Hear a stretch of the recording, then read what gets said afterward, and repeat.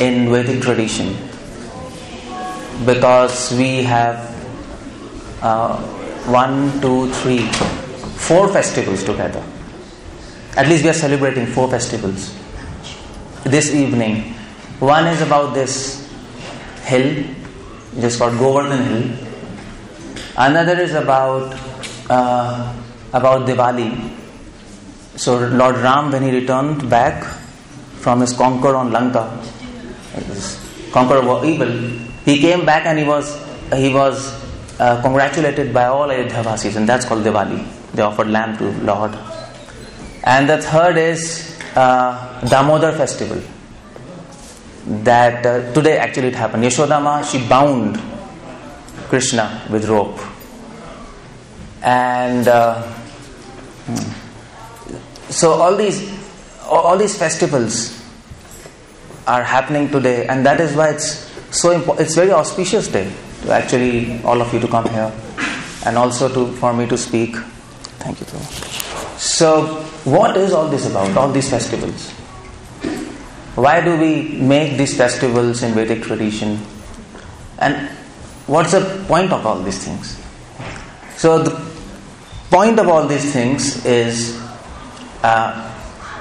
Krishna stole butter. That's a point. That's a point. There is one saint in South India, and he said that Krishna stealing butter signifies that we should make our heart like butter. And as soon as our heart becomes like butter, Krishna will come and steal it. That's the point. That's the point of everything what we are doing. Our heart is now hard and like a steel. That's what Scripture says. Because we don't have love for Krishna, for God. And if we put efforts and there's mercy of God, then our heart becomes like butter, and that's why he's called as Hari. Hari means not English H-U-R-R-Y. It is H-A-R-I, Hari. Hari means who steals everything. So Krishna is a thief. That is put like that. But a transcendental thief, a good thief. So you have to make yourself ready.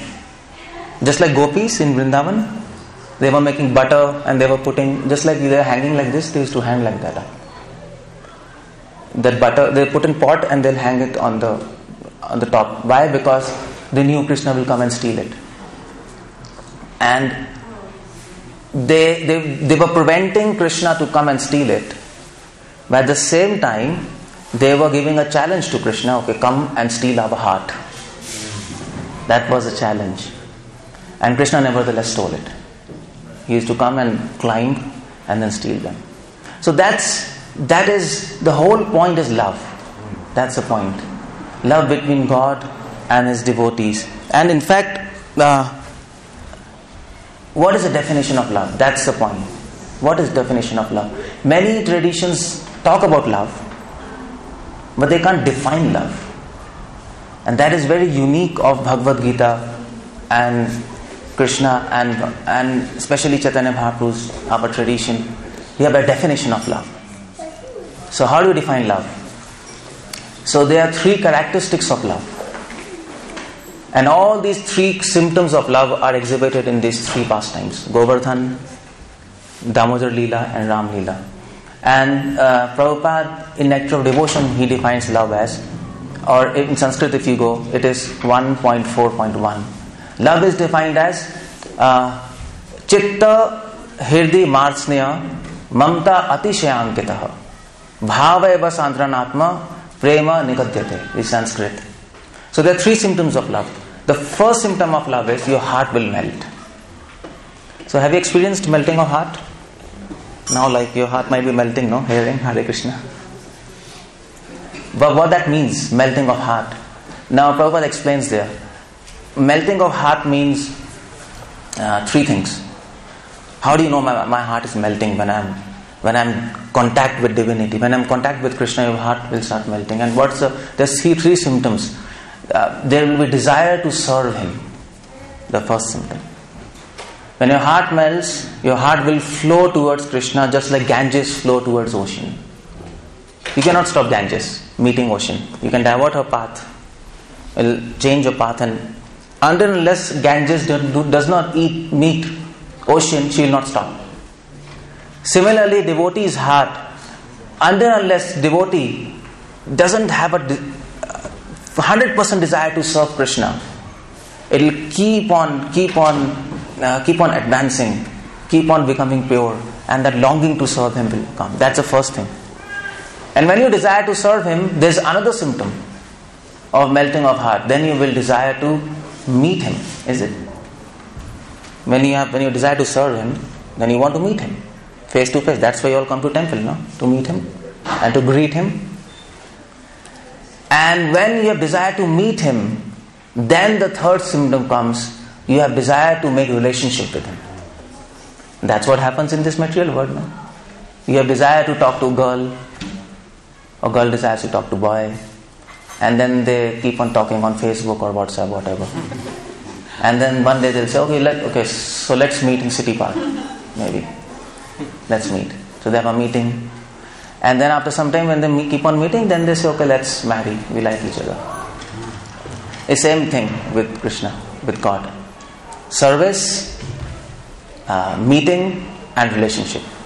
And Prabhupada says in Bhagavatam, it's a beautiful line. Prabhupada says that devotees want to be in family ties with Krishna. It's a beautiful statement. We want to become a family member of Krishna. But Prabhupada said, first deserve and then desire. We desire that, that's very nice, but we have to deserve that. And to deserve that, we chant Hare Krishna, we come and hear to devotees, we attend these festivals, and then Krishna likes that, and then we deserve, then our desire is fulfilled. So that's love, that's the first symptom, that eagerness. And the second symptom is Mamta Atishayankita, that a devotee wants to possess God. After you become family ties with Him, then you always want to have Him, never want to lose Him. That's the idea, no? When you're with the person and you're with ties with Him in love, you don't want to lose Him. And that's called possessiveness. And devotee develops possessiveness. And this possessiveness is special. Special because, you see, in this material world, people want to possess God, but they don't want to possess His instructions. That's the problem. We want God, but not His instructions. But devotee wants both.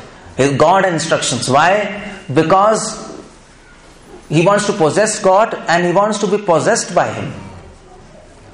And that's the idea. Following instructions of God is like you are telling God, Krishna, I want to be under your control. Is it? If you follow somebody's orders, you're under his control. And that's love. Love is possessing and being possessed by somebody, no? That's in material world, it's like that, no? It's like that, it happens like that. But we can't understand this by logic. We have to experience this by practice of spirituality. Because if suppose, okay fine. So a boy will say to girl, slap me. Is it good, bad? Or girl will say to boy, slap me. Is it good or bad? A logical person will say, yeah, this is bad. But person is in love, he understands that slap is out of love. Sometimes you like that. And that is understood by love. But sometimes you like control.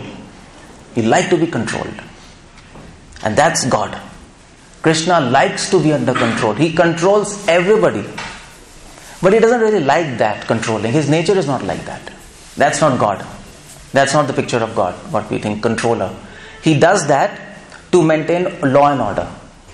That's all. But what he likes is, he likes to be controlled by his devotees, especially by love. And that is second symptom, possessiveness. To be possessed by God and to possess God. That's a symptom of love. And the third symptom is bhave sandranatma. The bliss you feel when you chant Hare Krishna, when you love Him, that bliss is so intense that you want to forget it. You can see. Because if you don't forget that bliss, then you become defunctional. You can't do anything. So devotees of Vrindavan, they say to Krishna, they pray to Krishna. We pray to Krishna, Krishna, please give us happiness and bliss. They pray to Krishna, Krishna, make us forget this happiness. Because then we can't serve you. So there's example given. One of the devotee, he was fanning Krishna, and Prabhupada gives nectar of devotion. He was fanning and he was experiencing so much bliss that he forgot to fan. He was just seeing him. That's all. His hand stopped. And then suddenly he remembered, my God, I can't do my service. So he prayed to Krishna, Krishna, please remove this happiness. I want to fan you. You see, that's the point. So that is love. Love cannot be understood by logic. You have to experience, you have to know love, that's all. Just like proof of pudding is in eating. You know this? If suppose I ask you, okay, let me ask you, what is the taste of choo-choo? What do you say? What's the taste of choo-choo? What is choo-choo? That's the first thing you will ask. That was the point. So until unless you don't know what is choo-choo, you don't know what's its taste. And even if I give you choo-choo, is like it's my mental speculation, by the way. It's a fruit. It's a fruit. And if you don't know what that choo-choo is, it's a fruit, you don't know the taste. But even if I give you that fruit, and if you don't eat it, you will never know what's the taste, is it? You have to eat it, even after possessing it. And that's the point. People who don't know who is God, for them there is no possibility of having that bliss. People who know who is God, but who don't make contact with Him, still they cannot understand what is that love. Just like you have to eat fruit to understand the taste, you have to come in touch with Krishna, you have to practice spirituality sincerely, and then you get that taste. That is love. Condensed bliss. These three symptoms are love. And to exhibit this, to show this, that this is love, this is beyond our imagination. How can you control God? How can God be under your control? How can you experience such a bliss that you want to forget it? Because that bliss you can die. So much happiness. And what is that love that melts your heart and you want to meet Him every moment? So, what to do with this? How to understand this? To understand this, you can't understand this, but Krishna wanted to show this. To understand something, you have to see something. No? Just like you have to see that choo-choo and eat it. That fruit you have to see and eat, then you get taste. So Krishna wanted to show this is my love. And that's why He did these pastimes, Govardhan pastime and Damodar pastime and even Ram Leela. He came here with His devotees to show us what is love. Because if you don't see, you will not understand. Suppose if I tell you, be truthful. So, yeah, you can say, okay, I am truthful, but you don't know exactly what is truth. If you don't have a role model, no? You should have a role model, no? Who is practicing truth. So Krishna brought His devotees who are role models, and they showed what is love. And that is why this pastime of Damodar Leela is there. So if people who don't know what is Damodar Leela, everybody knows what is Damodar Leela, by the way. That's all, 2 people, come on. Because I don't want to explain, I will rush. The Damodar Leela is Krishna stole butter, that's where I started. And then Yashoda Ma, his mother, God's mother, that's another thing. She wanted to catch him because he stole butter. And then Krishna was running, but she couldn't catch him. Finally she caught him and she bound him with a mortar. What do we say? Mortar or... yeah, it's called mortar here. Grinding machine, something. She bound him, and that's very interesting part. You might say, okay, it's nice, but it's very deep, because I told you, stealing of butter means stealing of heart. and then Krishna is running away. Why Krishna is running away? And Yashoda is running behind him, and she wants to bind Krishna. Because Krishna wanted to show, I told you Krishna wanted to show what is love. And Krishna wanted to show there is a competition of love between devotee and God. And that's spiritual word. Prabhupada writes in Chaitanya Charitamrita. So sometimes Krishna gets defeated, sometimes devotee gets defeated. Love is like that, no? So when Krishna is stealing the butter, he was thinking, my mother will never catch me. And she came, somehow she caught him.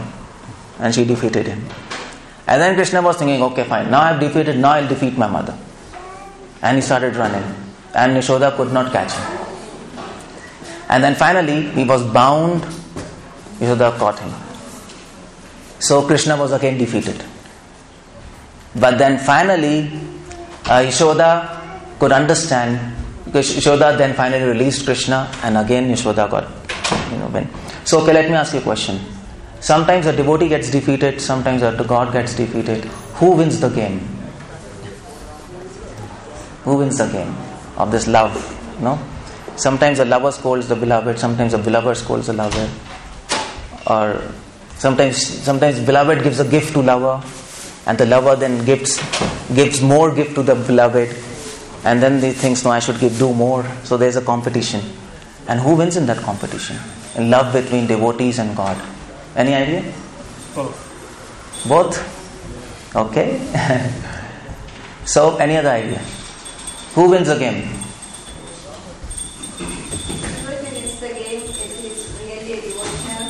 Okay. Any other idea? Who wins the game of this love? The point is, Krishna is doing so much for us, no? So nice temple, so prasad, so nice devotee, sun and moon, it's by God. And then devotee wants to do for Krishna some service. And then Krishna thinks, my devotee is doing so much, let me do more than that for him. And then he gives him bliss. And then devotee thinks, Krishna is giving me bliss, let me do something more for him. And this keeps on going, and then who wins? So the answer is, nobody wins, because the game doesn't end. That's all. Love is infinite. It never ends. So Krishna wants to do for devotees, then devotee wants to do more for him. Krishna wants to do double, devotee wants to do quadruple, and Krishna wants to do what's that? I don't know what's after that, but it keeps on going. Both want to serve each other. Devotee wants to serve Krishna, and Krishna wants to serve his devotees. That is love, no? That is love. Both want to serve each other. And that's why this pastime Krishna was running. And that he was showing that love has no end. No end. It's like sky. Some birds fly low, some birds fly high. Everybody's flying in sky. But some are high, some are low. So it's up to you how much you can access love. By your purity, by your practice, by your sincerity. There's no end to this. There's no end. It keeps on increasing. And that's why Krishna was running from Yashodama to exhibit love.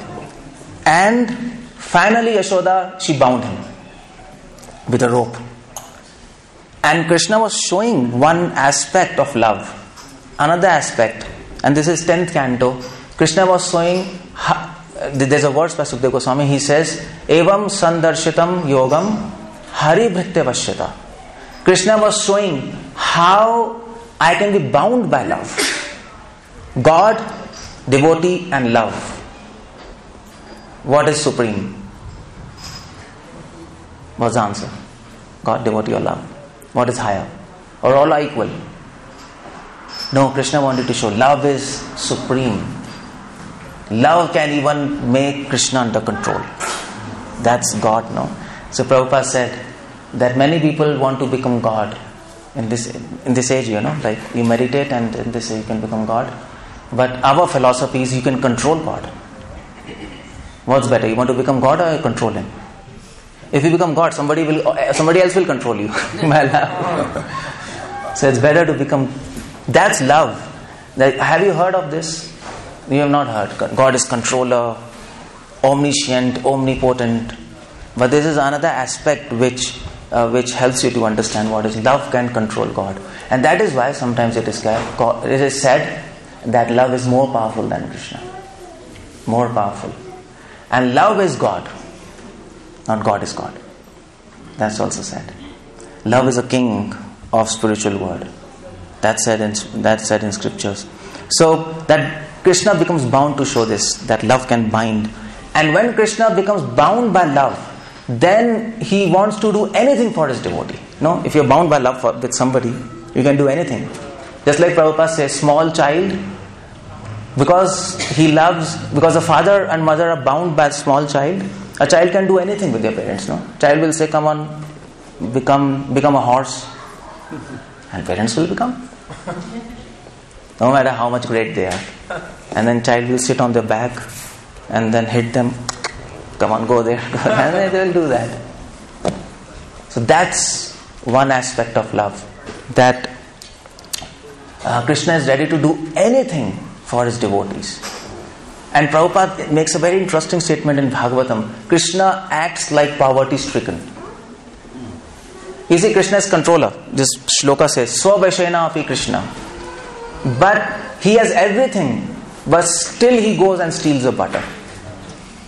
You see why? He has a lot of butter at his disposal. He has everything, but still he dances with gopis. He has thousands of beautiful Lakshmis with him. He can order and do anything. In fact, when Krishna took a form of Narayan Rishi. He does many pastimes. One pastime, he became Narayan Rishi. And he was meditating on Himalayas. That's a pastime. And then god of lust, he came. And he wanted to break his meditation. So he shot his arrows to agitate his mind. But then, because he's Krishna, he just laughed. And then from his thigh, a beautiful female came. And she was so beautiful that even god of lust, he fainted. And then Krishna says, "Okay, this is gift for you. Oh, this is the least beauty I am giving you. Don't try to mess with me." That is Krishna. That is Krishna. So Krishna can act. Krishna is so powerful, but still he acts like a small child and steals. Why? To show this word what is love all about. Because of love, I can act like a thief. Just like father can become horse. Because of love, I can become as if I don't have anything and I'm in need of butter. That Prabhupada makes interesting statement. Because of love, Lord Ram, he acted as if he's attached to his wife, Sita. Today's Diwali. So Ram acted as an ordinary man. Just to show this word that he's controlled by his devotee. Ram was not at peace until unless he got his Sita back, no? And to get his Sita back, they fought so many monkeys, so much war, and she came back. And internally he was showing what is love. So you see, to show us what is love, he separated himself from his beloved. Because he left Sita to show us, okay, what is love. Because when they were together, when they were separated, then the world could understand, yeah, this is love. Because when Krishna left Vrindavan, all devotees were so sad. And then this world could understand how much they love him. Then they could understand him. They were so sad that they didn't eat and sleep for 100 years. I don't know how they did, but it's mentioned. They couldn't sleep properly, they couldn't eat. And all the trees, they dried, because trees of Vrindavan, they also love Krishna. They all dried, everything dried off. And then this world could understand this is love. So to help us understand love, Krishna actually does so many things which is not required, but he does that. He takes pain himself to make us understand, okay, this is love. Okay, for you, I can leave my beloved and show you what is love. Lord Ram, he left Bharat, he left Sita. Sita was being abducted by Ravan, and then he got back and he was showing how devotees love each other. And that is Ram Leela. And to show love, he did this Govardhan pastime. He lifted Govardhan. He can come down from his status and act like an ordinary man, act like a thief to make us understand what is love. He can go beyond his status and lift a mountain for 7 days to show what is love. He is telling us he can do anything. To show what is love, he can break his vows. Bhishma Pitama. He broke his vow and took a chariot. So he lifted Govardhan hill for 7 days on his left hand, little finger. This hill. This is a symbol of that. We symbolize this hill in the memory of that pastime. And Krishna took 7 days. He was 7 years old. On 7 days he took this hill on his little finger because there were so many rains, and he called all his devotees beneath this hill. Okay, come here. There are so many rains. Stay with me. And why he did this? He did this to give pleasure to his devotees. 7 days those devotees were with him, and they were seeing him, and they were enjoying his beauty. They were glorifying him. They were taking his name. So Krishna arranged a pastime in such a way to give them love. So Krishna reciprocates love with his devotees by doing these actions. So Krishna lifted Govardhan hill for us, and he stole butter for us. He got bound by his mother for us. Nobody can bind him, but he got bound to show us he can be bound by love. And by hearing these pastimes, we are dancing and we are meditating on this. By hearing these pastimes, a devotee thinks, oh, Krishna is doing so much for us to make us understand what is love. He wants to give us this gift. So why don't I accept it? That's the idea. So devotee becomes so eager to accept that gift. It's free of cost. Prabhupada said this gift is free of cost. There's no charge, but there's just one condition. Eagerness to have it. You should be eager to have your connection with God. And that you can get by chanting what? Yeah, Hare Krishna, Hare Krishna, Krishna, Hare Hare, Hare Ram, Ram Ram, Hare Hare. Thank you very much. That's all. Finished. There are 3 minutes left. Is there any question you can ask me? But this is a message in short. Any questions? Any comments? That's love all about. Why did Krishna lift Govardhan hill?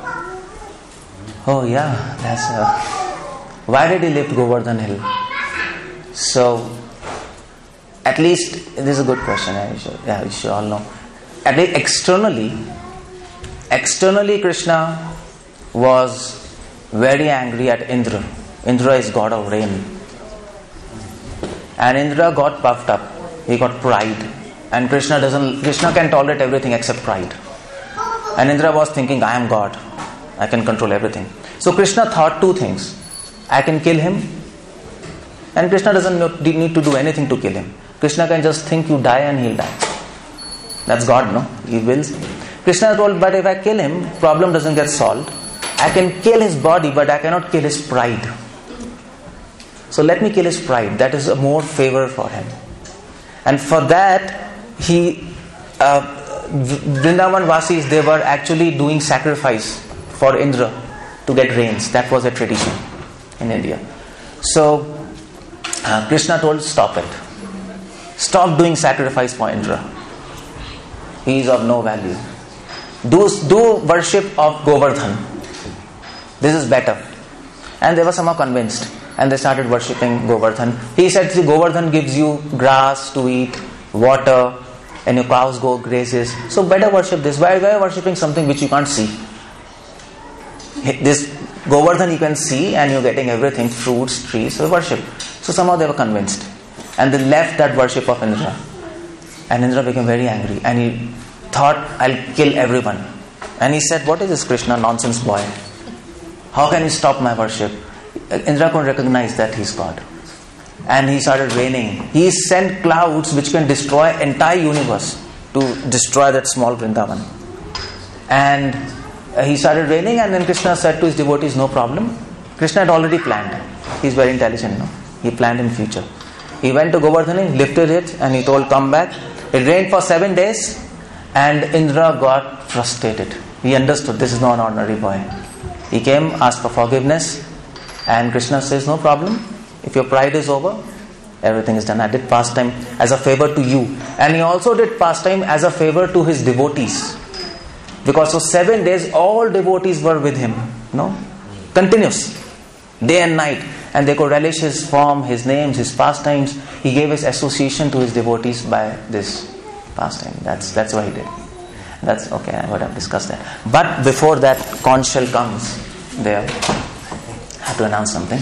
I have some books. If you want these books, you can take this. I can't talk so much now. One book is, I wrote these books as a service to Srila Prabhupada books, and it will help you to preach. This is one book, Crazy Ideas. So, for crazy people. We have so many ideas, what is religion, why so many religion, why so many scripture, somebody saying something, there's always confusion. So all those questions are mentioned in this, and I've tried to answer them from philosophy, from Vedic scriptures, from many sources, and try to explain you that everything is harmonized. There's no conflict. There's a harmony. But there are different levels, and how to understand that's there in this book. Why should I believe in God? Why should I believe in soul? What is the scientific proof of existence of God? Is there any? All these questions are there. You can have this. You can look at this table behind. This is one book, Science Fails to Explain Life. I'm a scientist. So I'm a geneticist. I was doing research in genetics. So this book is talking about science doesn't have definition of life. Science doesn't know what do you mean by genes, by the way. Things are changing very fast. And science is coming to this conclusion face to face that there is evidence of God in genes. And how that story of life, we are being misled that science can explain everything and genes can explain everything. We are being misled. How we are misled, how we are convinced, and how things are changing in science. Scientists themselves are changing their view now and coming to this fact there is God. So this book explains everything about that. And this is one book for devotees, Mighty Efforts. How should we put efforts for Krishna? I was talking about love and competition and everything I've mentioned in this book. You can read this and understand this. And this is one pen drive with other seminars which I have done all over the place. I can't talk everything, but I've done seminars on Bhagavad Gita, Bhagavatam and other topics. So these are so many lectures there, and audio and video. You can get this from the table behind. I'll be standing there. You can hear them in your car, in your phone, understand them, and bind Krishna. That's the idea. Prabhupada says, Krishna will be in your fist one day. You can control him, but you should know how to control him. That's the idea. So that's all these books are talking about. You can have a look there in the back. And again, thank you very much for attending this program.